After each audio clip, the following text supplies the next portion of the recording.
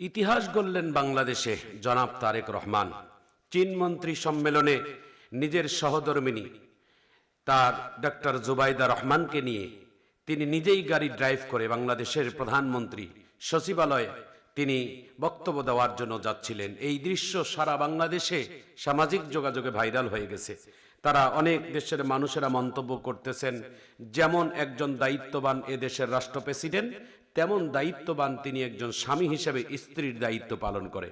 বিভিন্ন সময় তিনি সম্মেলনে তেনার সহধর্মিণী ডাক্তার জুবাইদা রহমানকে তিনি সঙ্গে নিয়ে বেড়াচ্ছেন এবং তিনি বিভিন্ন সময় গোটা মানুষের কাছে তাক লাগিয়ে দিচ্ছেন। বিভিন্ন সময় কখনো পায়ে হেঁটে, কখনো আবার ব্যাগে ঘাড়ে, কখনো আবার বিভিন্নভাবে স্কুলে, প্রাইমারি স্কুলে, কখনো আবার বিভিন্নভাবে নিজের স্ত্রীকে নিয়ে হাঁটতেছেন, কখনো সিনেমা হলে, কখনো মসজিদে, বিভিন্নভাবে বিভিন্ন দৃশ্য এক একটা দিন এক এক রকমের ভাবে তিনি বাংলাদেশের মানুষকে চমক দেখাচ্ছেন।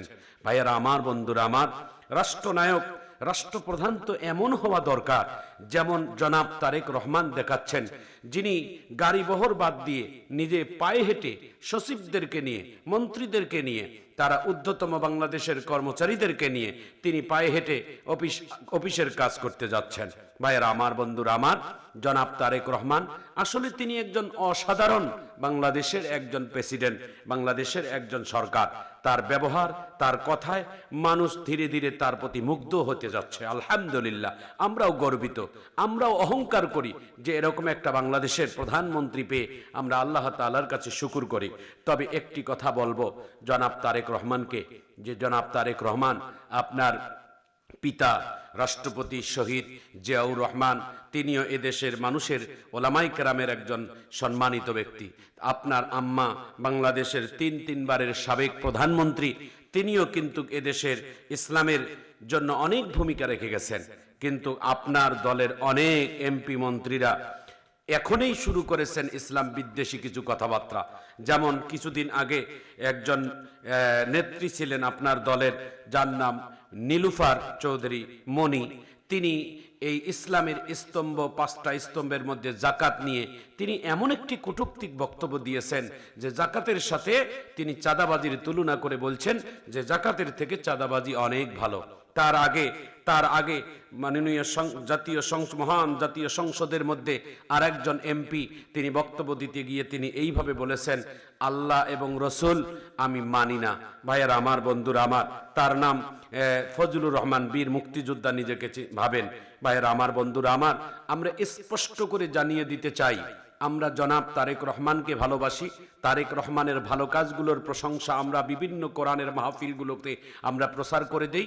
তবে এই নয় যে যখন কোনো ইসলামের উপর আঘাত আসবে, যখন বিশ্ব নবীর উপর আঘাত আসবে, যখন কোনো কোরআনের অবমাননার কথা আসবে, তখন কিন্তু আমরা ওলামায়ে কেরাম ছাড় দিয়ে কথা বলবো না। হকের পক্ষে তখন আমাদের কথা বলতে হবে, আমাদের বাতিলের বিপক্ষে আমাদের কণ্ঠকে একেবারে বজ্রকণ্ঠে আমাদেরকে কথা বলতে হবে।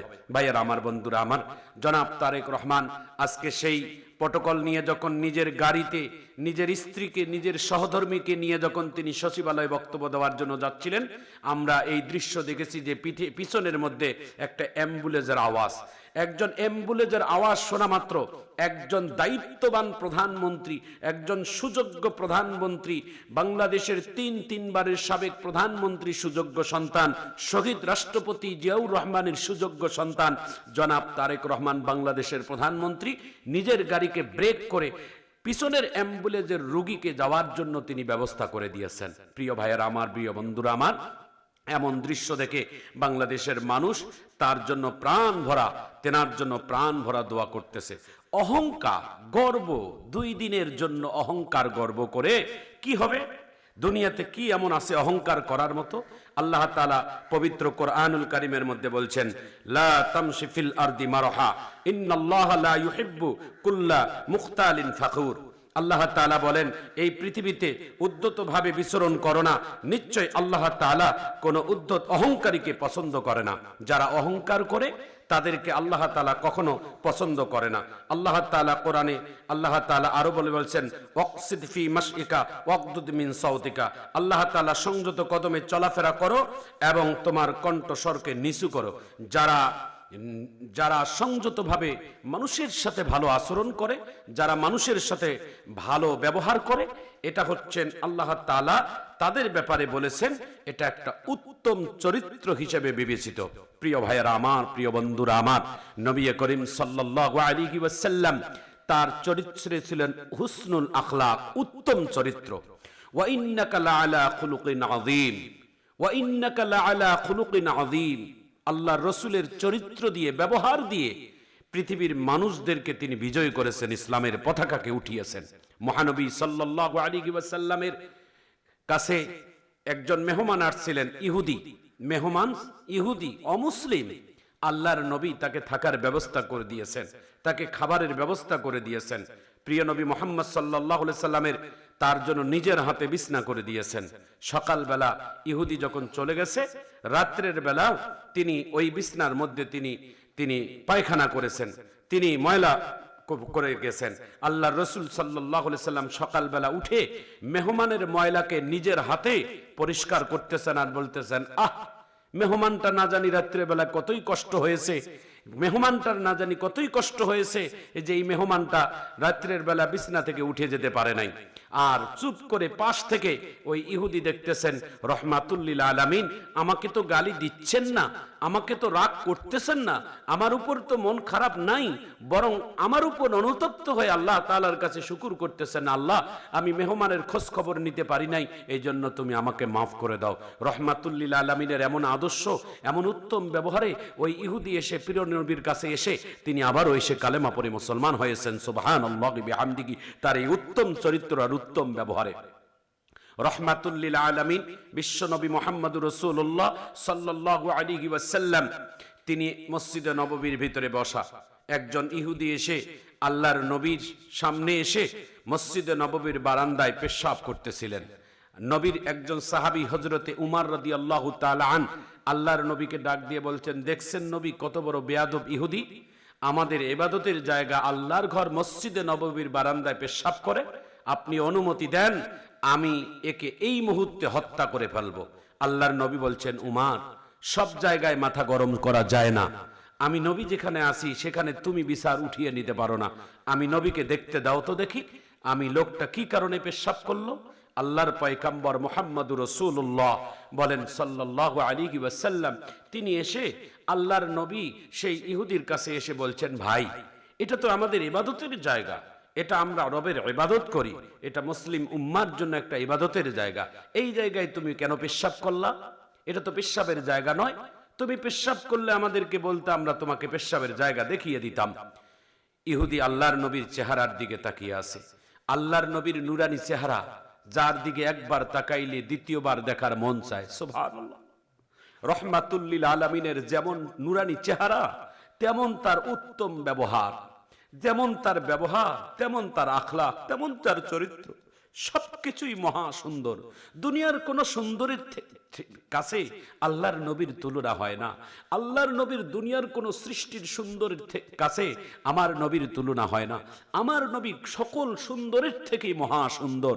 আল্লাহর নবীকে একজন সাহাবী বলছিলেন, ইয়া রাসূলুল্লাহ, ইয়া হাবিবাল্লাহ, আমি বারবার পূর্ণিমার চাঁদের আকাশের চাঁদ আর আপনি নবীর চেহারাকে দেখে আমি মিল করাইছি গো নবী, আমি ওই আকাশের চাঁদে আর আপনার চেহারাকে মিল করাই, কিন্তু আমার চোখের মধ্যে বারবার প্রমাণ করে দেয় ওই আকাশের চাঁদের থেকে কোটি কোটি গুণ বেশি মহা সুন্দর রহমাতুল লিল আলামিনের চেহারা মোবারক। সুবহানাল্লাহ। প্রিয় ভাইয়েরা আমার, প্রিয় বন্ধুরা আমার, দুনিয়ার কারো সৌন্দর্যের থেকে আমার নবীরকে তুলনা করা যায় না। আমার নবী এই পৃথিবীতে সব থেকে মহা সুন্দর। আমার নবী যেমন সুন্দর, তার থেকে বেশি সুন্দর হলো তার উত্তম চরিত্র, উত্তম ব্যবহার। প্রিয় নবী মুহাম্মদুর রাসূলুল্লাহ সাল্লাল্লাহু আলাইহি ওয়াসাল্লাম যখন তিনি আয়নার সামনে যাইতেন, তার সুন্দর চেহারাটা আল্লাহর নবীর আয়নার সামনে যখন তুলে ধরতেন, আল্লাহর নবী নিজের চেহারা দেখে আল্লাহর কাছে এইভাবে দোয়া করতেন, আল্লাহ আমার চেহারাটা যেমন সুন্দর করেছেন তার থেকে বেশি সুন্দর করে দেন আমার চরিত্রটাকে। এই পৃথিবীতে যত সম্পদ আছে ভাইয়েরা আমার, বন্ধুরা আমার, সব থেকে মহা সম্পদের নাম হলো উত্তম চরিত্র, উত্তম ব্যবহার। মানুষদেরকে উত্তম ব্যবহার, উত্তম চরিত্র দিয়েই মানুষকে বিজয় করা যায়, মানুষকে কাছে নেওয়া যায়। একজন বেনামাজি, তাকে ঘাড় ধাক্কা দিয়ে মসজিদে নেওয়া যায় না। একজন সুদখোর, ঘুষখোর, তাকে এই পাপ থেকে ঘাড় ধাক্কা দিয়ে মারপিট করে আনা যায় না, বরঞ্চ তার সাথে উত্তম ব্যবহার করে, তাকে ভালোবাসা দিয়ে, তাকে বুলিয়ে দিয়ে, তাকে ইসলামের ভিতরে ধাবিত করা যায়। এমন ব্যবহার করেই তো আল্লাহর নবী রহমাতুল লিল আলামিন ইসলাম প্রচার করেছেন। ভাইরা আমার, বন্ধুরা আমার, বাংলাদেশের প্রধানমন্ত্রী জনাব তারেক রহমান প্রতিদিন যেন গোটা মানুষের কাছে অবাক করা দৃশ্য দেখাচ্ছেন। কখনো পায়ে হেঁটে, আবার কখনো নিজের স্ত্রীকে ড্রাইভ করে, নিজেই ড্রাইভ করে অফিসে যায়, আবার কখনো প্রাইমারি স্কুলের ছাত্র ছাত্রীদের কাছে যায় বিনোদন করে, কখনো মসজিদের ইমামের কাছে যায় বসে থাকে, কখনো কখনো কোনো অমুসলিমদের পাশে যায় বসে থাকে, কখনো কখনো দেখা যায় তারেক রহমান নিজের ঘাড়ের ব্যাগটা নিজেই বহন করে, কখনো কখনো হাঁটতে দেখা যায় নিজের সহধর্মিনী জাইমা রহমানকে হাত ধরে কখনো কখনো রাস্তায় বাহির হয়। এমন দৃশ্য গোটা বাংলাদেশের মানুষকে অবাক করে তুলেছে। বাংলাদেশের প্রধানমন্ত্রী জনাব তারেক রহমানকে আমরা দোয়া করব, আল্লাহ তার এই উত্তম চরিত্র আর আদর্শ দিয়ে আমার এই বাংলাদেশকে যেন পরিচালনা করতে পারে। জোরে বলেন আমিন।